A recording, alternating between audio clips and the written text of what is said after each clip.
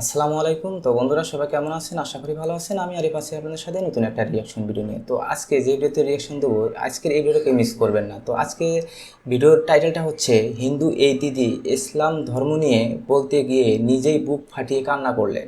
তো আজকে ভিডিওটা অনেক মজাদার ভিডিও হতে যাচ্ছে এবং গুরুত্বপূর্ণ একটা ভিডিও হতে যাচ্ছে। তো একজন হিন্দু দিদি মানে ইসলাম বিষয়ে কি ধারণা রাখে এবং কি ধরনের মন্তব্য করে আজকের এই ভিডিওতে আমরা দেখব এবং পরবর্তীতে আপনার সাথে কথা বলবো। আপনারা কোনোভাবে ভিডিওটা স্কিপ করে দেখবেন না। তো চলুন বন্ধুরা ভিডিওটা শুরু করা যাক।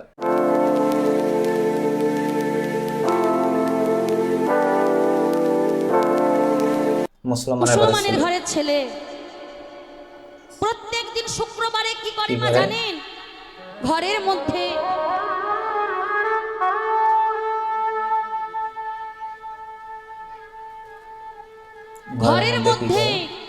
ছোট্ট মুসলমানের ঘরের ছেলে টুপি পরে, লুঙ্গি পরে, হাত ভালো করে ধুয়ে ওযু করে প্রত্যেক দিন নামাজ পড়ে। বাবা,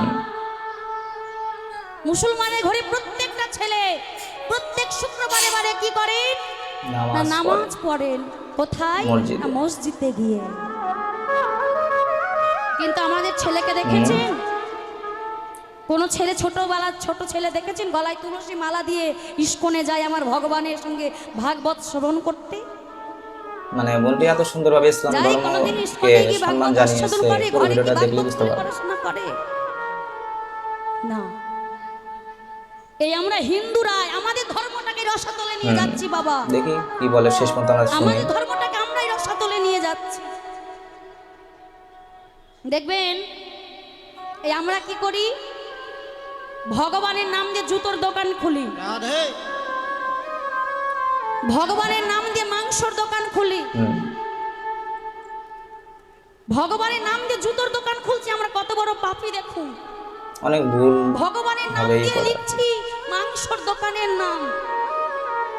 কোথাও দেখেছেন মুসলমানের ঘরের ছেলে আল্লাহ খোদার নাম দিয়ে জুতোর দোকান খুলেছে?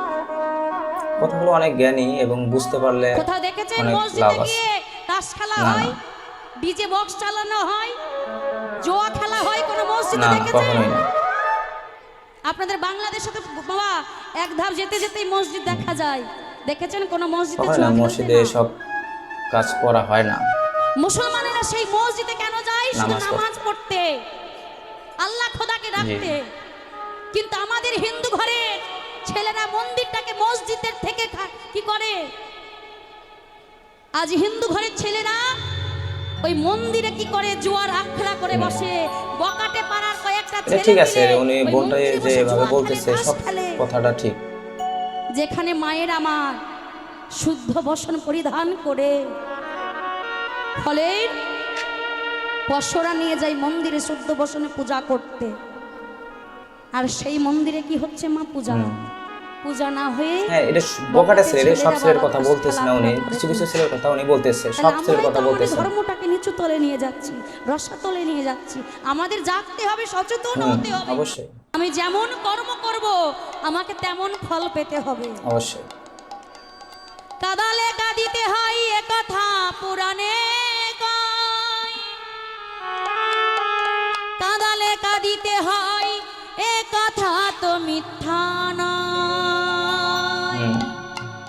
আজ তুমি কাঁদাচ্ছ, কাল তোমাকে কাঁদতে হবে। ঠিক।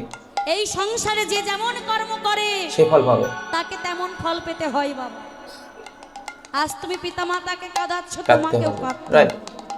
এটা একদম, কারণ এই সংসারে যে যা কর্ম করে তাকে তাই ফল পেতে হয়। ভগবানের কৃষ্ণ পর্যন্ত পাপের ফল ভোগ করেছে, আমরা তো দূরের কথা মা। যিনি ভগবান কৃষ্ণচন্দ্র সে নিজের পাপের ফল ভোগ করেছে, আর আমরা তো দূরের কথা। তাহলে আমরা কি করি? দেখবেন মা, আমরা আমাদের দায়িত্ব থেকে দূরে সরে যাই, দায়িত্ব পালন করি না সঠিকভাবে। দায়িত্ব আমাদের ছেলে মেয়েগুলোকে মানুষের মতো মানুষ করতে পারি না। কেন? আমাদের ছেলে মেয়েদের আমরাই শিক্ষা দিতে পারি না। দেখবেন মাটি যদি ভালো হয় সন্তান ভালো হবে, আর মাটি যদি ভালো হয় ফসল ভালো হয়। আর মা যদি 10, 12, 15 জানবে, ছেলে তো তার বাবা 15, 16, 18 উপরেই জানবে। তাই মাটি যদি ভালো হয় ফসল ভালো হবে, আর মাটি যদি ভালো হয় সন্তান আপনা আপনি ভালো হয়ে Right. যাবে। নিজের সন্তান মাকে আগে ভালো হতে হবে। যে মা কৃষ্ণ ভক্ত, সবসময় নিজে যেমন ভাগবত অধ্যয়ন করে, ছেলেকে ভাগবত শেখাতে হবে। বড় বড় স্কুল ইংলিশ মিডিয়ামে পড়ালেন, বিদেশে আর ধার্মিক পাঠালেন, জ্ঞান থাকতে হবে, ছেলেকে প্রত্যেকটা উচ্চশিক্ষায় ছেলেপেলের শিক্ষিত করলেন, ধার্মিক জ্ঞান কিন্তু থাকতে হবে। কোনোদিন কৃষ্ণ কথা শোনালেন, কোনোদিন ভাগবত কথা শোনালেন না, ভগবানকে নিয়ে আলোচনা করালেন না, সেই শিক্ষায় শিক্ষিত হতে পারে না। আজ যে এই বাবা, এই যে দাদা, মা আমার, আমি এসেছিলাম কিছুদিন আগে জগন্নাথপুরে কীর্তন করতে, তোমাকে এই বাড়ির দাদাকে নিয়ে এসেছেন। তো এই মায়ের বাড়ির, এই বাড়ির মায়ের নাকি মনে বাসনা হয়েছে হরিবাসর করবে। আহা, বন্ধুরা, পুরো ভিডিওটা আমি দেখলাম না, পুরো ভিডিওটা মানে ভিডিও ডিসক্রিপশন বক্সে দেওয়া থাকবে, ওখান থেকে আপনারা দেখে নেবেন। যে বোনটি যেভাবে ইসলামের বিষয়ে বা সুন্দরভাবে উপস্থাপন করলো, প্রত্যেকটা কথা জ্ঞানের কথা আছে। সে বলতে চাইতেছে যে ইসলাম ধর্মের বাচ্চারা যেভাবে মাথায় টুপি দিয়ে মসজিদে যায়, কিন্তু কিছু কিছু হিন্দু ধর্মের ছেলেপেলেরা আছে, সবাইকে সে উল্লেখ করে না, কিছু কিছু বলছে যারা বোকাটে বা উচ্ছৃঙ্খল যে ছেলেপেলেগুলো আছে, তারা কি করে, তারা তাদের পবিত্র স্থান যেটা মন্দিরে, ওই স্থানে গিয়ে তারা বিভিন্ন ধরনের খেলাধুলা করে, টাস খেলে বা অনেকেই জুয়া খেলে, তারপরে ওখানে অনেক ধরনের নেশা করে। সবার কথা উনি বলেননি, কিন্তু এখানে কিছু কিছু কথা জ্ঞানের আছে, যেরকম হলো মা ভালো হলে সন্তান ভালো হবে। আর পরিবার থেকে যদি মানে শাসন না পায়, তাহলে কখনোই একটা সন্তান ভালো হবে না। তো অবশ্যই আমাদের পরিবার যেটা কোনো ধর্মই বলে না যে খারাপ কাজ করো, কোনো ধর্মই বলে না তুমি অপরাধ করো। প্রত্যেক ধর্মই কি বলে, শান্তি বয়ে আনুক। বিশেষ করে ইসলাম ধর্ম একটা শান্তির ধর্ম। আমরা চাই যে আমরা শান্তিপূর্ণভাবে আমাদের দেশে বসবাস করি। আর বিশেষ করে এখানে যে কিছু কথাবার্তা উনি বললো, বোনটি বললো, সেটা হলো কি, আমাদের ছেলেপেলে কী করতেছে বা ভালো কর্ম করতেছে কিনা বা ভালোভাবে চলাফেরা করতেছে কিনা, সে কোথায় যাচ্ছে না যাচ্ছে, এটা আমাদের পরিবার থেকে খেয়াল রাখতে হবে।